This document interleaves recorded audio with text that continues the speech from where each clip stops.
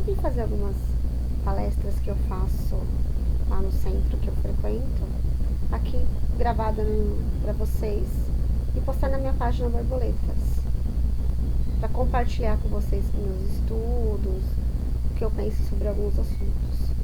Então hoje eu queria partilhar com vocês a palestra que eu fiz sobre o capítulo 5 do Evangelho segundo o Espiritismo. No capítulo 5 ele vai falar: bem-aventurados os aflitos. E o item 20, ele fala especificamente sobre a felicidade. E ele vai falar nesse item, a felicidade não é deste mundo.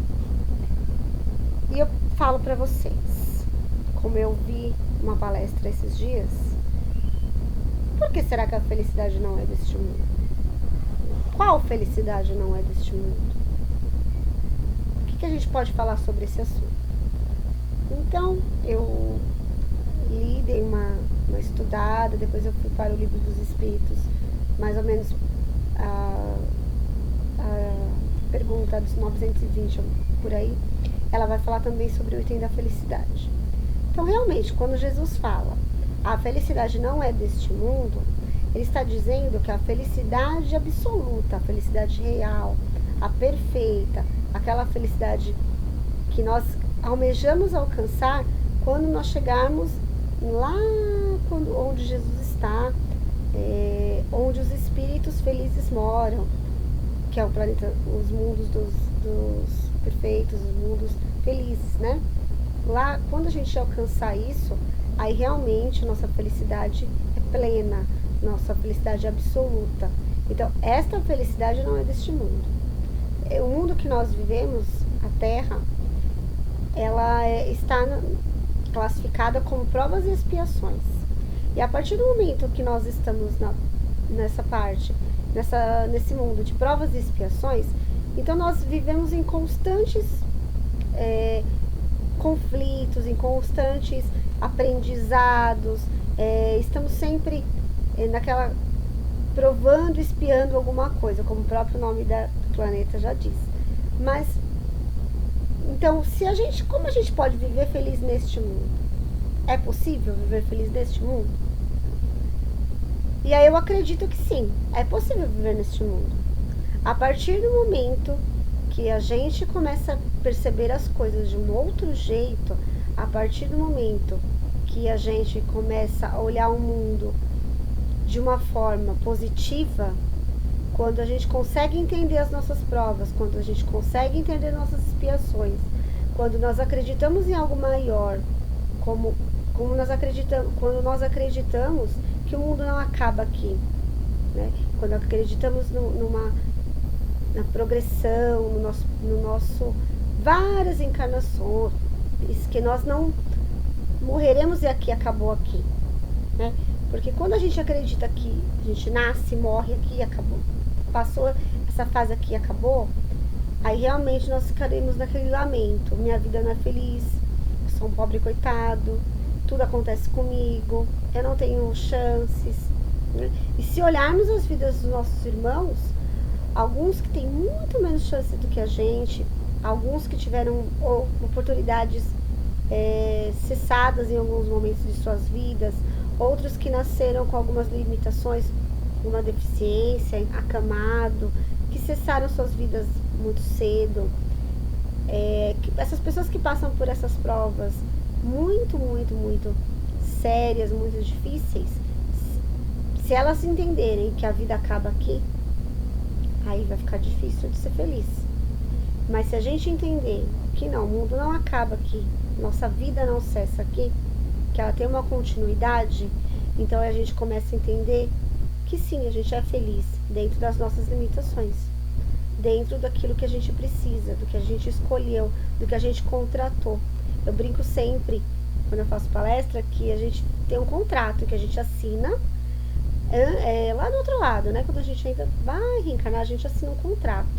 E lá as cláusulas estão explícitas, que mais ou menos o que a gente vai passar, mais ou menos o que a gente acordou, a família que a gente vai viver, alguns dos problemas que passaremos nessa nossa existência, por exemplo, algumas doenças que não são oriundas de problemas atuais, de agora, mas problemas que vêm de outras vidas, ou algumas dificuldades financeiras, de trabalho, aqueles conflitos que a gente vive muitas vezes, são coisas que nós já acordamos, nós já sabíamos que nós íamos passar aqui.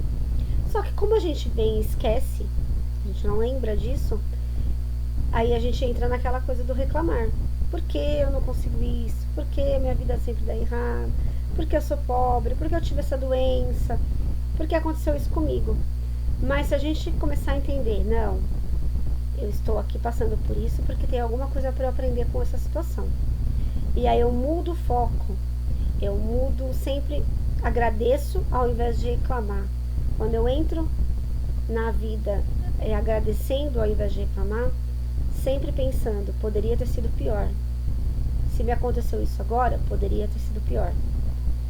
E aí a gente começa a entender algumas coisas e começa a viver melhor. É como eu dei o exemplo quando eu fiz essa palestra da felicidade, do livro da Poliana. Quem já leu esse livro na adolescência, ou até agora, que é um clássico, a Poliana, ela desenvolve com o seu pai ensina para ela e ela aplica em sua vida. E aí durante todo o livro, quem lê a sequência da Poliana Moça também, a Poliana, ela adota para sua vida o jogo do contente, que seu pai ensina para ela. Quando seu pai ensina o jogo do contente, é porque ela ganhou de Natal uma muleta para uma criança, né? E aí o pai, ela chora, ela tá infeliz porque ela ganhou uma muleta. Aí o pai tenta mostrar para ela um lado bom. Filha, vamos agradecer e vamos ficar felizes porque você não precisa da muleta, né? E aí ela começa sempre a olhar o lado bom das coisas, mesmo quando são muito ruins, como ganhar uma muleta para uma criança. É algo bem triste para uma criança ganhar uma coisa dessa. Mas aí o pai ensina para ela, não, vamos ver o lado bom disso. E aí ela vai vivendo a vidinha dela sempre com o jogo do contente. Ela perde os pais, vai viver com uma tia, que é uma tia muito difícil de viver, uma tia complicada, e ela aplica o jogo do contente para todas aquelas pessoas que estão ao seu redor, que ela convive, faz até a tia, depois de muito tempo, a jogar o jogo do contente com ela. E ela passa por um problema, eu não me recordo muito bem do enredo do filme, mas não lembro se é um acidente ou um problema físico, um problema de saúde, né? Ela acaba tendo um problema físico que ela fica impossibilitada de andar por um tempo. E ela fica muito triste. Aí ela começa a reclamar, ela fica triste, fica acamada, não quer falar com ninguém. E aí todas as pessoas que ela ensinou o jogo do contente, que jogaram, que melhoraram as suas vidas, vão até ela, mostrar pra ela que sim, pode se mudar essa situação. E aí começam a jogar com ela o jogo do contente. Aí ela muda o foco e acaba conseguindo fazer um tratamento e acaba andando depois no futuro. Então, na verdade, por pior que as coisas possam ser, por pior que as coisas pareçam, por piores que sejam as nossas provas, nossas expiações, sempre tem algo a aprender, né?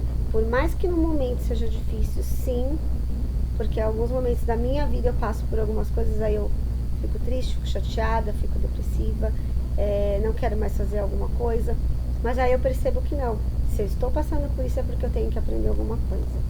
E pode ser que não esteja claro para mim agora que eu preciso aprender, mas com certeza em algum momento eu vou falar, por isso que eu passei por aquela situação, para eu aprender a conviver com alguma coisa, para eu aprender a superar algumas coisas, para eu aprender que a vida não é tão ruim assim, né? E eu sei que às vezes esse cenário que a gente está vivendo hoje é muito triste. O cenário que nós estamos passando na política, nas nossas vidas, nessa crise financeira que está pegando todo mundo, na verdade, a maioria das pessoas, o desemprego, que eu mesmo vivo na minha casa, isso, meu marido está desempregado. Então, assim, são coisas que nos deixam às vezes tristes, chateados. Aí acontece uma coisa, acontece outra, acontece uma coisa ruim, aí vem outra. Mas quando a gente para e começa a olhar por outra perspectiva, Ah, não, tudo bem, aconteceu isso, mas vai melhorar. Vai acontecer isso agora, mas eu vou aprender e vou melhorar, vou passar dessa fase. Quando a gente fortalece isso, e principalmente quando a gente não deixa esses problemas afetarem a nossa vida, no sentido de nos nossos laços familiares, nos nossos laços de amizade, o nosso amor, a nossa caridade, quando não nos torna amargos, né, por essas situações, quando não nos tornamos aquelas pessoas frias, pessimistas, que não acreditam mais em nada, quando a gente consegue superar isso e continua tendo um olhar positivo, otimista, mesmo quando a gente fala assim às vezes, agora tem o pé atrás, mas não desiste, não desista, né? A gente não desiste daquilo, a gente continua pensando que vai dar certo, mesmo vendo esse cenário ruim que nós estamos vendo, a gente fala, não, mas vai dar certo, vai melhorar. E esse otimismo, essa vibração, que faz com que as coisas melhorem e faz com que acreditamos sim que a felicidade é deste mundo, quando a gente quer que ela seja desse mundo, né? Quando a gente consegue ver graça nas pequenas coisas, porque o que está faltando pra gente é ver a vida com outros olhos, olhar o sol e agradecer, olhar a chuva e agradecer, né? O tempo bom e o tempo ruim são importantes para o ciclo da natureza, para o ciclo das nossas vidas.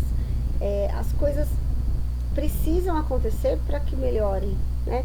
Nem tudo que a gente passa é tão ruim assim que não tem um olhar, que a gente não possa olhar uma boa ação de uma pessoa. Então, às vezes a gente está lá passando por um problema, a gente tem pessoas ao nosso redor que nos fazem muito felizes, que olham pra gente e conseguem dar uma mão amiga, um abraço, um sorriso, né? Às vezes basta um sorriso. Você tá passando na rua, tá triste, tá aquele dia chato, você tá bravo com alguma coisa, aí passa alguém e fala bom dia, boa tarde, boa noite. Pronto, você quebra esse ciclo. Você fala, nossa, eu aqui tão amarga, tão chata, tão de mau humor, e a pessoa vem bom dia, alegre. E isso, se a gente se deixa contagiar por isso, a gente muda o nosso foco, a gente muda a nossa perspectiva de ver a vida. E aí ela se torna melhor sim, né? E a gente consegue ver as pequenas coisas. Quando a gente perde alguém, entre aspas, porque a gente não perde ninguém, ela só fez a passagem antes da gente, e a gente consegue olhar para aquela situação e lembrar dos momentos felizes e rir desses momentos, por mais que a saudade doa, por mais que aquilo incomode muitas vezes, e tem hora que a gente vai chorar sim, porque nem sempre se chora só de tristeza, de amargura, de reclamação. Se chora de emoção, se chora de saudade, se chora daquela nostalgia que a gente quer sentir, aquele abraço, aquele cheiro. Isso faz falta na nossa vida. Porém, a certeza do reencontro, a certeza de que um dia nós seremos muito felizes juntos ainda, a certeza, e olhar para trás e ver essas coisas legais que a gente já viveu, que a gente pode relembrar e sorrir. Quantas vezes a gente se pega rindo, pelo menos eu sou assim, né? Eu me pego rindo de coisas que já aconteceram, né? Ou de uma situação que foi super delicada, difícil naquele momento, eu me pego rindo daquela situação. Então, nossa, a gente fez isso, fez aquilo, olha o que aconteceu. E isso é bacana, quando você consegue olhar com outra perspectiva. Eu não sou 100% feliz, eu não sou 100%, não passo 24 horas por dia, 365 dias por ano sorrindo, tudo legal. Não é isso. Isso seria hipocrisia da minha parte. Mas como o Chico fala, como o Chico deixou pra gente a mensagem, eu não sou uma pessoa triste. Eu sou uma pessoa feliz que passa por momentos tristes. E ter a certeza de que a gente vai levantar, vai sorrir, vai conseguir olhar uma planta, ficar feliz, vai olhar um animalzinho, vai ficar feliz, vai olhar uma criança, vai ser feliz, vai olhar a natureza e vai ser feliz, vai olhar qualquer gesto de carinho, de amor e de compaixão com o outro e ser feliz, nos faz pessoas melhores. Quando a gente consegue fazer alguém feliz, quando a gente consegue trazer um pouquinho só que seja de alegria, felicidade, de amor, de compaixão para o outro, isso também nos torna felizes, né? Isso nos faz nos sentirmos bem, aquela sensação de dever cumprido, que a gente está fazendo alguma coisa pelo próximo. Isso é legal, né? Isso é bacana da vida, isso é o aprendizado, porque ser espírita não é fácil, ser de nenhuma religião é fácil, porque a gente precisa não só falar, porque falar é muito fácil, Porque a gente precisa praticar. E a prática é muito difícil. Porque a prática nos depara com situações difíceis, né? A prática, quando a gente pede paciência, quando a gente pede, me dê paciência para aguentar aquilo, quando a gente pede, eu preciso superar isso, como que é a melhor forma da gente superar? Passando por alguma prova, né? Não adianta a gente falar, eu sou uma pessoa muito paciente, sou uma pessoa muito feliz. Aí vem as coisas difíceis, eu fico entristecida, fico brava, fico com raiva. E aí que a gente dá a prova. É assim que a gente muda. É isso por hoje. Vamos tentar ser felizes o máximo que a gente conseguir.